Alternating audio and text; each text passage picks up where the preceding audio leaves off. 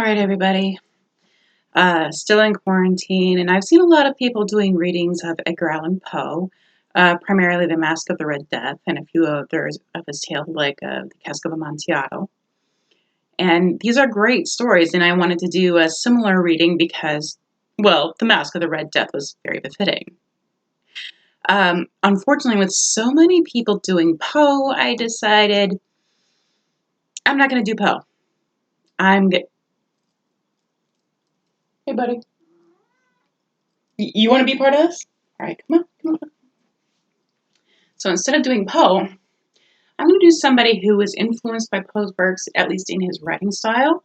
I am not particularly fond of or attached to this author for reasons you'll find out if you Google him. It's H.P. Lovecraft. So I'll be reading a part of Herbert West's Reanimator, which is one of H.P. Lovecraft's stories. It's just going to be a section of it titled The Plague Daemon, because it's so fitting right now. Okay, so part 2, The Plague Daemon. I shall never forget that hideous summer 16 years ago, when, like a noxious afrit from the halls of Eblis, typhoid stalked leeringly through Arkham. It is by that satanic scourge that most recall the year, for truly terror brooded with bat wings over the piles of coffins in the tombs of Christchurch Cemetery. Yet for me there is a greater horror in that time. A horror known to me alone now that Herbert West has disappeared. West and I were doing postgraduate work in summer classes at the medical school of Miskatonic University. So I can speak. And my friend had attained a wide notoriety because of his experiments leading toward the revivification of the dead. After the scientific slaughter of uncounted small animals, the freakish work had ostensibly stopped by order of our skeptical dean, Dr. Alan Halsey. Though West had continued to perform certain secret tests in his dingy boarding house room, and had on one terrible and unforgettable occasion taken a human body from its grave in the Potter's Field to a deserted farmhouse beyond Meadow Hill. I was with him on that odious occasion, and saw him inject into the still veins the elixir which he thought would, to some extent, restore life's chemical and physical processes. It had ended horribly, in a delirium of fear which we gradually came to attribute to our own overwrought nerves, and West had never afterward been able to shake off a maddening sensation of being haunted and hunted. The body had not been quite fresh enough. It is obvious that to restore normal mental attributes, a body must be very fresh indeed, and the burning of the old house had prevented us from burying the thing. It would have been better if we could have known it was underground. Baby. Yes, hello. Are you feeling left out? I think he feels left out. Do you feel left out? Are you going to help me read? Or are you going to sit in my lap? After that experience, West had dropped his researches for a time. But as the zeal of the born scientist slowly returned, he again became importunate with the college faculty, pleading for the use of the dissecting room and of fresh human specimens for the work he regarded as so overwhelmingly important. His pleas, however, were wholly in vain, for the decision of Dr. Halsey was inflexible, and the other professors that endorsed the verdict of their leader. In the radical theory of reanimation, they saw nothing but the immature vagaries of a youthful enthusiast whose slight form, yellow hair, spectacled blue eyes, and soft voice gave no hint of the supernormal, almost diabolical power of the cold brain within. I can see him now as he was then, and I shiver. He grew sterner of face, but never elderly. And now Sefton Asylum has had the mishap and West has vanished. West clashed disagreeably with Dr. Halsey near the end of our last undergraduate term, in a wordy dispute that did less credit to him than to the kindly dean in point of courtesy. He felt that he was needlessly and irrationally retarded in a supremely great work, a work which he could of course conduct to suit himself in later years, but which he wished to begin while still possessed of the exceptional facilities of the university. That the tradition-bound elders should ignore the singular results on animals and persist in their denial of the possibility of reanimation was inexpressibly disgusting and almost incomprehensible to a youth of West's logical temperament. Only greater maturity could help him understand the chronic mental limitations of the professor-doctor type, the product of generations of pathetic Puritanism. Kindly, conscientious, and sometimes gentle and amiable, yet always narrow, intolerant, custom-ridden, and lacking in perspective. Age has more charity for these incomplete yet high-souled characters whose worst real vice is timidity, and who are ultimately punished by general ridicule for their intellectual sins. Sins like Ptolemyism, Calvinism, anti-Darwinism, anti-Nietzscheism, and every sort of Sabbatarianism and sumptuary legislation. West, young despite his marvelous scientific acquirements, had scant patience with good Dr. Halsey and his erudite colleagues, and nursed an increasing resentment, coupled with a desire to prove his theories to these obtuse worthies in some striking and dramatic fashion. Like most youths, he indulged in elaborate daydreams of revenge, triumph, and final magnanimous forgiveness. And then had come the scourge, grinning and lethal, from the nightmare caverns of Tartarus. West and I had graduated about the time of its beginning, but had remained for additional work at the summer school, so that we were in Arkham when it broke, with full demonic fury upon the town. Though not as yet licensed physicians,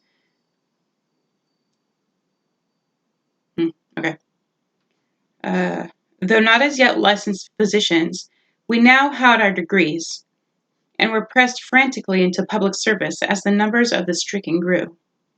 The situation was almost past management, and deaths ensued too frequently for the local undertaker fully to handle.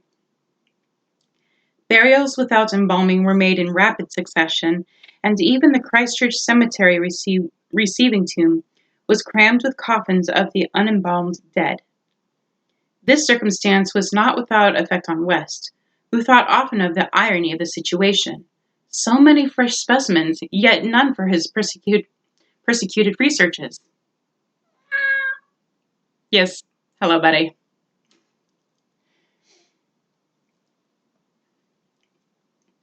We were frightfully overworked, and the terrific mental and nervous strain made my friend brood morbidly. But West's gentle enemies were no less harassed with prostrating duties. College had all but closed, and every doctor of the medical faculty was helping to fight the typhoid plague. Dr. Halsey, in particular, had distinguished himself in sacrificing service, applying his extreme skill with wholehearted energy to cases which many others shunned because of danger or apparent hopelessness. Well, come on if you're coming. Come on. There you go. Before a month was over, the fearless dean had become a popular hero, though he seemed unconscious of his fame as he struggled to keep from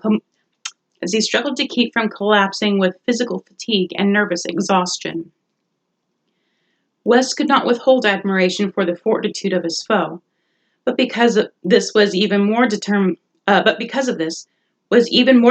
to prove to him the truth of his amazing doctrines.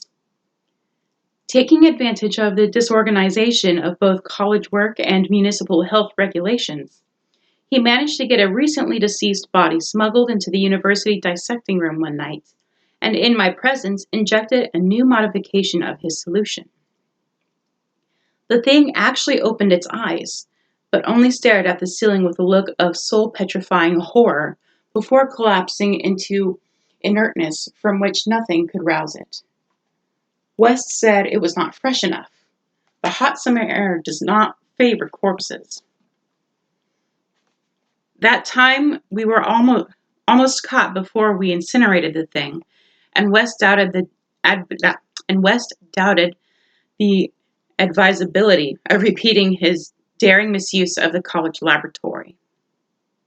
The peak of the epidemic was reached in August. West and I were almost dead, and Dr. Halsey did die on the 14th. The students all attended the hasty funeral on the 15th and brought an impressive wreath, though the latter was quite overshadowed by the tributes sent by wealthy Arkham citizens and by the municipality itself. It was almost a public affair, for the dean had surely been a public benefactor. After the entombment, we were all somewhat depressed and spent the afternoon at the bar of the commercial house, where West, though shaken by the death of his chief opponent, chilled the rest of us with references to his notorious theories. Most of the students went home, or to various duties, and the evening advanced, but West persuaded me to aid him in making a night of it. West's landlady saw us arrive at his room about 2 a.m, with a third man between us, and told her husband that we had all evidently dined and wined rather well. Apparently this acidulous matron was right. For about 3 a.m., the whole house was aroused by cries coming from West's room, where when they broke down the door, they found the two of us unconscious on the blood-stained carpet, beaten, scratched, and mauled, and with the broken remnants, of West's bottles and instruments around us. Only an open window told what had become of our assailant, and many wondered how he himself had fared after the terrific leap from the second story to the lawn which he must have made. There were some strange garments in the room, but West, upon regaining consciousness, said they did not belong to the stranger, but were specimens collected for bacteriological analysis in the course of investigations on the transmission of germ diseases. He ordered them burnt as soon as possible in the capacious fireplace. To the police, we both declared ignorance of our late company's identity. He was, West nervously said, a congenial stranger whom we had met at some downtown bar of uncertain location. We had all been rather jovial, and West and I did not wish to have our pugnacious companion hunted down. That same night, we saw the beginning of the second Arkham